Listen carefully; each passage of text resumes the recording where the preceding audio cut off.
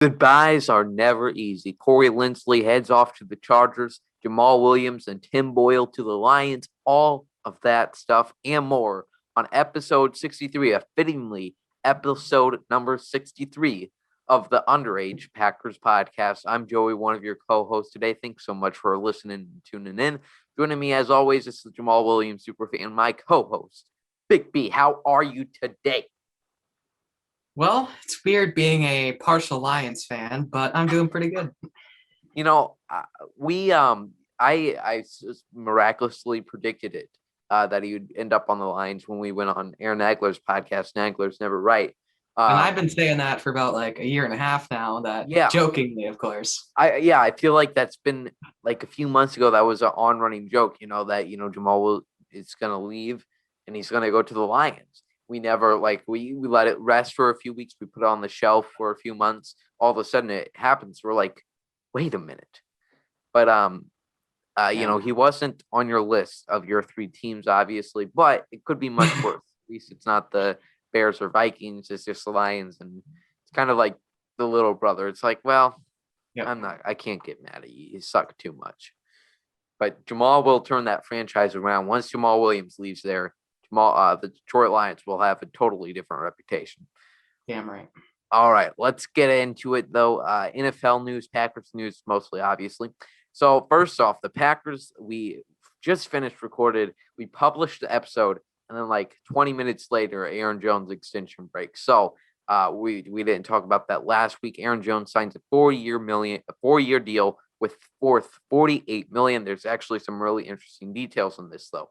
For the first 2 years, it's really team friendly. In 2021, he only carries a cap hit of $4 million. In 2022, it goes up to $9 million.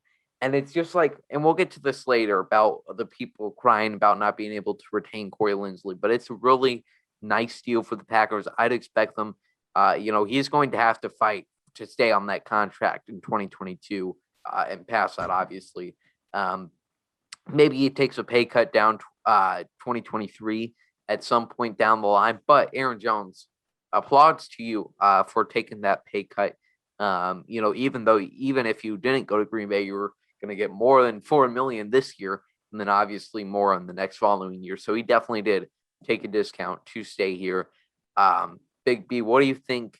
That $4 million cap hit for 2021 is a huge thing, because if that's $9 million this year, and we got another $5 million that we have to get out with the restructure. So any messages to Aaron Jones? Do you take him any more lightly? Well, again, Russ Ball is a freaking wizard. And one good thing about this contract is apparently the salary cap is supposed to boost up next year. So that's even better. It's like he's barely playing on anything if it does raise up. Exactly. These, obviously, the Packers in 2022, they kind of kicked the can down the road a little bit this year, which kind of have to do with COVID. I mean, the salary cap isn't real. It's a really interesting thing, because people realize this here. Like, you don't have, you can really just kick it down the road till like 2035, and you can just maneuver it in that way. It's going to create future struggles for you, but you're never going to be at the point where you're like, we have to cut this player, like sometimes that happens. Obviously there's cap casualties. Kyle Fuller, and that almost to me had more to do, like, good Lord, 20 million cap hit for Kyle Fuller. He's a great player, but Jesus, with Khalil Mack on a monster contract and all those other players who can't afford to pay Kyle Fuller, that it was looking like the Packers might have been in the mix with him when they released him, but I think it was pre-planned all along that he was going back to Vic Fangio in Denver. Yep. All right. Now the moves that the Packers haven't made, so-called people, they getting all in their feelings because the Packers haven't improved. Oh boy, I literally have this in the script as like the SpongeBob meme text. The Packers haven't improved, like the lowercase uppercase. You know what I'm saying if you're have been on Twitter for more than 50 seconds. So look, here's my first point on this. As we are recording this, free agency has been open legally for 4 days. Just because, like, what did you expect the Packers to go out there and sign Richard Sherman? If you look at all these other teams that are signing players, they have that cap space, but they also weren't playoff contenders last year. The Packers won free agency already by signing Kenny Clark, Aaron Jones, and David Bakhtiari. You cannot mistake signing people as achievements. Vikings paying Patrick Peterson $10 million for 1 year. Does that mean they improved because they signed him? No, not in my opinion. I think that's overpay for him. And now they lost Anthony Harris. So just because you add a player 4 days into free agency, obviously, if you aren't doing anything 4 days into free agency, you are doomed. And I've already seen the comments of the Packers will be lucky to have 8 wins. The offense is going to suck because they don't have a wide receiver. Do you know how many comments there were in April of last year? Another thing that gets me is, do we get any closer to being able to beat the Buccaneers? That is the stupidest nonsense you can utter out your mouth or type onto your keyboard. If you are worried about who they're going to be able to beat come January and March, stop it. I heard all March, all April of last year, oh no, are we going to be able to beat the 49ers? And look, it was a unique case, but that's all the proof that you need. Anything can happen year to year. The Buccaneers could have that same strain of injuries. And I'm not going to bet on a team with a 44-year-old quarterback to stay consistent and and replicate that success the next year. So all I'm saying is you can stop with, we haven't improved. There's still the draft, which you're probably going to hate anyways. But either way, the improvements that we're adding are the draft and develop. I've said to so many people on Twitter this week, the develop part of the draft and develop is just as important. Darnell Savage, Rashawn Gary, Marquez Valdez-Scantling, all these players that took second year, third year jumps are what makes this team better. So you have A.J. Dillon, you have Josiah DeGuara. Those are going to be your additions to the team. You have Kamal Martin. You have 3 interior offensive linemen going into their second year. This is how Green Bay has always been run. Don't expect anything different. Stop saying just because this X team signs X player, that does not mean they improved. They have players that are going to take a downturn, and the Packers will too. Who knows if Aaron Rodgers is going to have another MVP season? He could go out there and have a 2018-like season. That's all I have to say about that. Big B, any thoughts on we haven't improved? Man, you nailed it. So I'm just gonna let you have this moment, and you can take it because that was beautiful. Thank you. Take a bow. Yeah, I just can't believe that people go through that. All right. Next up, we have, like I mentioned, Jamaal Williams, the GOAT, and the Laser Show, Tim Boyle, signing with the Detroit Lions. Look, I think I'll start this off, and then I'll let you give your perspective on it. But just the people saying that they lost respect for Jamaal Williams. Okay, they can all die. I will block your. If you say that, you better not say that, because that is the stupidest thing you could ever say. More stupid than saying we got to beat Tampa next year in the middle of April. So shut up. All right. Yeah, it's just like, I guess maybe because we know, not on a personal level, but we know Jamaal. We've talked to him, and well, you have at least, like he is just trying to get the best for his family. He knows it's not for long. So, look, he, especially in his role as a running back, and so he's got to get his money. He's got to put food on the table for his daughter so he doesn't have to work again. I'm going to let the man get his money. I completely understand where you're coming. Like in the case of Brett Favre, that's a much different case. Brett Favre had all the money that he needed when he signed with the Vikings. Jamaal Williams is coming off a day 3 rookie contract. Let him get his money. It's a 2-year deal. Don't be scared of the Lions. But, that happens. So Jamaal, we're not scared of the Lions too much yet. They might be playoff contenders now with Jamaal. But when Tim Boyle signed with the Lions, I'm a little scared of them. Yeah, they're going to the Super Bowl. I think it's almost too safe to say. I mean, they got Geronimo Allison over there as well. Yeah. So that is scary stuff, man. But But I'm serious. So Tim Boyle signing with the Lions. From everybody, I can't remember. We talked about him not being tender on the last episode, but from everybody at training camp, I'm telling you, apparently this guy had a really great offseason. He played great at training camp. So he could beat out Jared Goff. There's obviously a reason they signed him. And I love the classic of we're looking up his college stats. That always gets me. It's with Jordan Love and Tim Boyle. Now we're even looking up Tim Boyle's college stats at Eastern Kentucky, and we're like 1 touchdown and 13 interceptions. Dude, Brad Holmes, I believe that's the new GM, and Dan eating the kneecaps off Campbell know more than you. People don't like to hear that sometimes. So, yep. All right, one more departure from the Packers. Corey Linsley signing a 5-year, $62 million deal with the LA Chargers, reuniting with Brian Bulaga. Big B, you think Iowa good fit for Corey?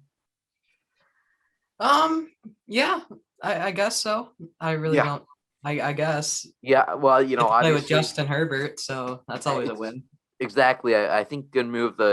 The Chargers have added quite a few veteran pieces to their offensive line in the past few weeks to protect Justin Herbert and their running back of Austin Eckler, fantasy superstar. So yeah, great for Corey. And another thing I want to put to rest, and I'll stop yelling then, is the idea that it was Aaron Jones over Corey Linsley. And I'm going to clip this out because there's a lot of weird people on YouTube that don't seem to understand this. It wasn't Aaron Jones over Corey Linsley. As I mentioned earlier, this is pretty much a 2-year deal with the Packers and Aaron Jones. So Corey Linsley is getting much more in guaranteed money. It's a 5-year deal, a much longer commitment for a 29-year-old center. Aaron Jones took a pay cut. And for as much as people like to talk about A.J. Dillon, the Packers have plenty of people to but start at center next year. They have Lucas Patrick. They have Elton Jenkins. For Christ's sake, they drafted 3 guys, interior offensive linemen. So they have the pieces to replace them. They said Aaron Jones is too versatile weapon to go. We're going to get him on this cheaper contract, almost a hometown discount. And boom, there you go. So put that idea to rest that it was Aaron Jones over Corey Linsley, because obviously offensive lineman and I'd have an all-pro center over all-pro running back any day of the week, but it wasn't. We're going to pay Aaron Jones this money instead of Corey Linsley. And also, usually the Packers get rid of offensive linemen around 29, 30, with, of course, Bulaga last year, Josh Sitton, TJ Lang, just to name a few. Like, that's what they've been doing for a couple of years now. It's always happened. Corey Linsley is the perfect, Corey Linsley himself is an example of letting J.C. Tretter walk, and I think he might have been having an injury, but they let J.C. Tretter walk. I'm sure everybody was worried about this 4th rounder coming in, and he steps in, and here we are. So I'm not saying Lucas Patrick 3 years from now is going to be an all-pro center, but I'm just saying this has happened before. The Brian Bulaga was such a preposterous move not to resign him. Corey Linsley was such a preposterous move. And here we are. So the Packers will recover. They have the places to replace. All right. Let's move on to some restructures here. The Packers creating some cap space. I don't believe we talked about this on the last episode, but Zadarius Smith contract was restructured, making $7 million in cap space, or freeing up $7 million in cap space and kicking it down to 2022, which is the last year on his contract. Zadarius really wanted an extension, and the Packers simply were not ready to give him that money, whether it be, let's just restructure you now. We'll work on an extension later. We'll see how you play this year, and then we'll talk about a contract, and we'll see how much money we have. But Big B, what do you think of Packers instead of an extension? Given the restructuring, do you think he deserves an extension? Well, right now, I like restructuring him. But I feel like he does deserve an extension. Maybe next off season he gets it, but that's really how I think they were looking at that. Yeah. I would say. After it's like 2019 with the Packers, Darius was just on a whole nother level. And so 2020 wasn't a down year. It was just you couldn't match that at all. So see how he does in 2021. Come back after that and say, we'll give you 2 more years on this deal. And we go from there. All right. And I had moving on here. The Packers pass up on restructuring Aaron Rodgers deal. I'm not going to act like I know exactly what I'm talking about, but correct me if I'm wrong in the comments. Kindly, please don't go out. Yeah, I don't read the comments anyways, but just please be kind. I read them, so you'll be talking. Big B is a comment reader, so yeah. Don't make him get so mad that he DMs me at the mean comments. All right. But I believe it was a signing bonus that they'd restructure into guarantees so that Rodgers would have and feel more of a commitment from the team. And a lot of people were thinking, what does this mean for the future of Aaron Rodgers? And in my opinion, I still think it really comes down to a few main things. And it's all, if it is still Jordan Love, that is their guy a year from now, then he still has to earn that job no matter what. If whether they restructure Rodgers or not, Jordan Love still has to earn that job.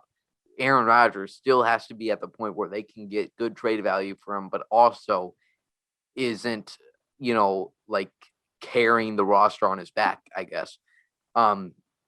So Big B, do you know any more things about Rodgers restructure, what it means, what it doesn't?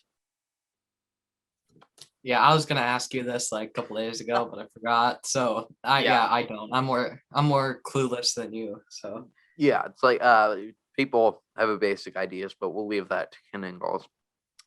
All right. Before we get to some more boring stuff, I wanted to read this blog post, a comment on Cheesehead TV. Our good friend Tyler Herrick shared it on Twitter from 2005, and this is absolutely incredible because me and Big B were 2 months old in 2005 when all the pitter patter was going on about the Packers drafting Aaron Rodgers to eventually replace Brett Favre.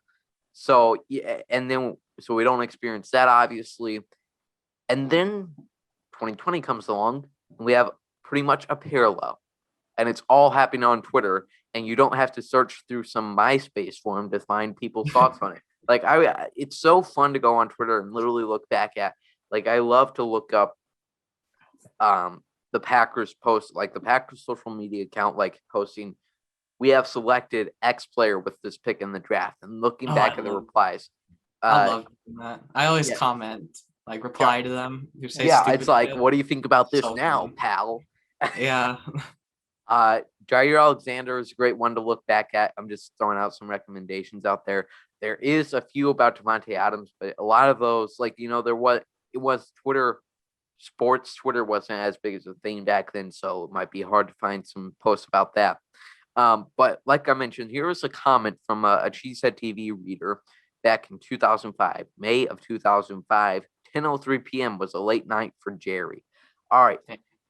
He says, I think it's fairly safe assumption. Come on, Jerry, use some right grammar. I don't know his name, but this guy needs to use some better grammar. I think it's a fairly safe assumption that Aaron Rodgers is no Donovan McNabb. Not that I think McNabb is that great. I'm really growing tired of people saying we got value at 24. That makes no football sense to me, especially in the era of 3-year contracts. Sound familiar? Plus, instead of letting him play determine his playing time, he's going to be like Tim Couch, Ryan Leaf, and the rest of the bus and get the job handed to him.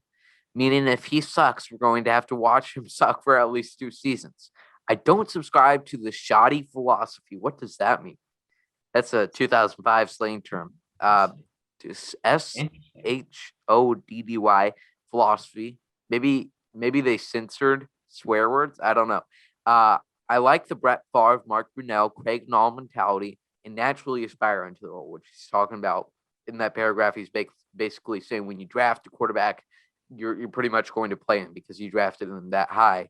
Brett Favre, Mark Brunell, somebody got injured, somebody had to move on, and they're like, okay, this is the guy we have, which Packers literally traded a first-round pick for Brett Favre, but whatever. By the way, I love that he pulled out Mark Brunell. Yes, I know. Mark Brunell of all people. And then he ends it off with, hey, there's no doubt in my mind Rodgers was a wasted pick. However, after selecting Jamaal Reynolds, Bubba Franks, and Ahmad Carroll over the course of the last few years in round one, Packers fans have grown accustomed to writing off the first pick. Green Bay has always this is crazy right here. Green Bay has always had late round success in the draft, which really saves face and a whole lot more. Like, this was the first year of Ted Thompson. They really predicted how the next 12 years of him would go. Like, that's the only smart part of that entire paragraph. Exactly. Like, we get like Demarius Randall, Derek Sherrod in rounds, Clinton Dix in round one, but then like we just throw in come on, David Bakhtiari, Wow. Corey Linsley, Devontae Adams, Randall Cobb, rounds 2 through 5. Just casually throw that in there. I'm sorry I insulted there. Yeah, I know. But it is just absolutely crazy to look back at that and see the parallels. And no, I'm not saying Jordan Love is going to be Aaron Rodgers, but I'm just saying it is quite fun to see the exact same mindset. Yeah, and like I could probably find a tweet that's exactly like that. You could. You probably could. Like, I mean, it's pretty insane. I don't want to dwell on this too long, but Aaron Rodgers at 24, like, you don't get no value for that. Yeah, there was another. What? Yeah, it's very interesting. The wasted pick talk here. We typically waste first round picks, so it's really awesome to look back at that. And I hope, dude, when Jordan Love does anything, when he completes his first 5-yard pass, I am going to be going off on everybody on Twitter. I'm going to be so annoying, and it's going to be so glorious. So am I. I'm going to be one annoying person. I bet I'm going to lose probably like 30 followers just after that one play. Yeah, this is going to be the most annoying podcast to listen to when Jordan Love is the starter.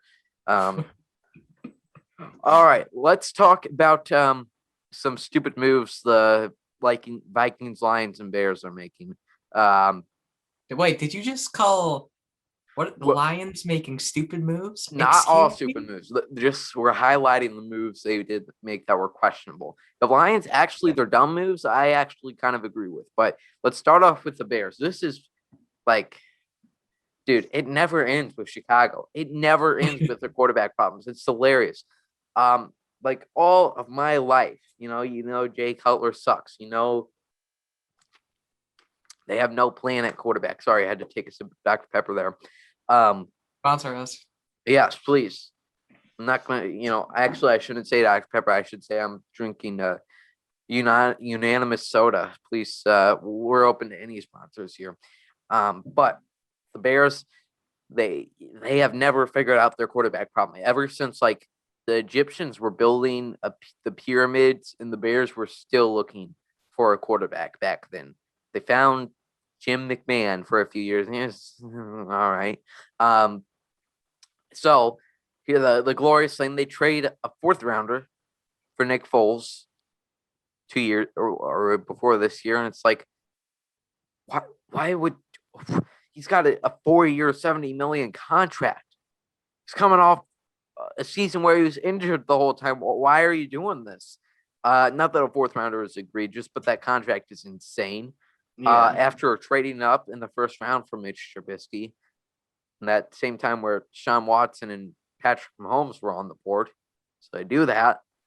Then it's Mitch Trubisky's contract year, and they're thinking, man, those weeks, man, where Bears fans were telling me, man, once we get Russell Wilson, it is over. Over. We will be the kings of the North, they said on their TikTok keyboards, and here they are with the red rifle. Andy Dalton, 1 year, $10 million. Congrats to Andy Dalton, folks.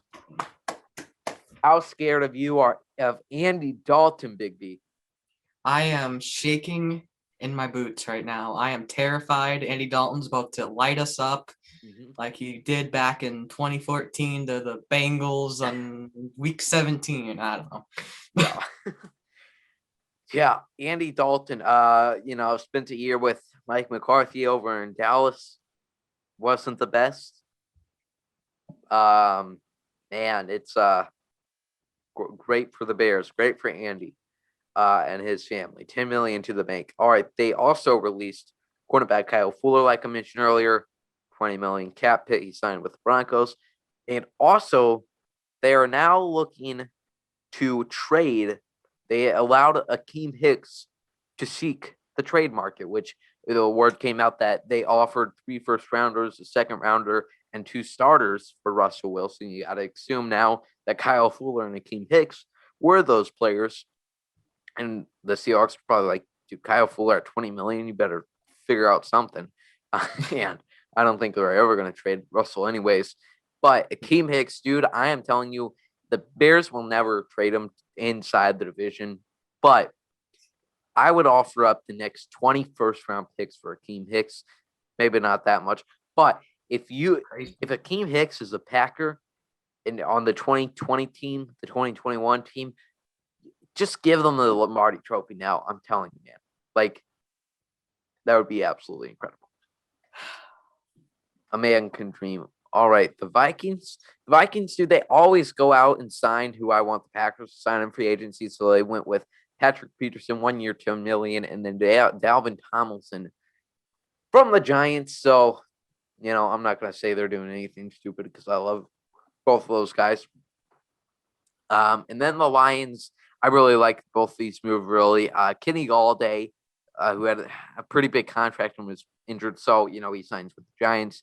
And they also re-signed Romeo Okwara, who is a great player and who's pretty underrated as well. So 3 years, $39 million for Romeo. Any thoughts on these in-division moves, Bigby? Well, I think they're all trash. They're all never gonna win the division because you got Aaron Rodgers and now Jordan Love. So yeah. Yep. They shouldn't even try anymore. Yeah, exactly. Just like give up at this point. Like probably could win the division this year at 9-7. Like I'm serious. I don't care what if we're average, like all right, just like kind of wobble into the playoffs, win 4 games, but like I don't look at anybody on here unless Kirk Cousins can step something up. I don't see any of these teams being over 8-8. Lions will go 11-5 solely because Jamaal Williams is on that team. If Tim Boyle earns a starting job, then the Lions will go 10-6. Saying it here today. Yeah. All right, let's end it off here with the Packers tendering a few players and not tendering a few unrestricted free agents. Unrestricted free agent Robert Tonyan received a 2nd-round tender was around $3 million. So if any team wants to make offer for him over that $3 million mark, they can. The Packers have the option to match it. If the Packers don't match it, then they get that team's 2nd-round pick, or maybe they just offer their 2nd-round pick. What is this called? What's a ERFA? Exclusive rights free agent. There we go. Alan Lazard received a tender as expected. And then 4 unrestricted free agents just receiving normal tenders. Chandon Sullivan, Yash Neidman, Randy Ramsey, and Malik Taylor, all earning tender from the Packers, so they will be back. And then you have Tyler Lancaster, Raven Green, surprisingly, both not receiving tenders. I think there is something to talk about with Raven Green there because Mike Pettin's defense, I think, really like that type of dime backer, and maybe Joe Barry doesn't like that. So, Raven Green. I thought Raven Green played great last year before his season-ending injury. I thought that he was going to be on the team for at least a couple more years, but yeah, that's just like he is a perfect example of a role player, though, but like a valuable role player. And that was just his problem, though. He always near the end of the year he had an injury. Even when he first got put on the roster in 2018 or 19, he had an injury. 19 near the end of the year, he's out for all the playoffs. 2020, he's out for all the playoffs. So really Yeah. disappointing for Raven. Hope he can find a new home. And dude just can't stay healthy, which is very depressing. Just can't stay on the field. That's a perfect segue to our last piece of news here, to another player who couldn't stay on the field, is Montravius Adams, who he signed with the New England Patriots. This is such a Bill Belichick signing here. I felt very proud because a lot of Patriots fans were asking, okay, who is this guy? Packers fans, is he any good? I told them, look, he showed some potential at some signs. I never understood the pick, even when he was drafted. I was like, dude, why did we do this? And like that third round, if you like after that first night of the draft, you're like so tired. You just had a bunch of pizza, a bunch of Dr. Peppers the night before. You waited to pick 29 for the Packers to pick. And then like round 2, you're like, all right, cool. And then you got all the trades and it gets boring. Round 3, you are ready to go to bed. It's 11 o'clock at night, and the Packers select Montravius Adams, a defensive tackle. So, And then he sprains his pinky toe last year during camp. Exactly. He gets pulled over for some weed. Yep. Montravius, dude, wishing you the best in New England. All right. Well, hopefully soon we have some more news to announce for the Packers. But that's all I got for today. Big B, anything you got to say? Any final messages with Jamaal Williams now a Lion?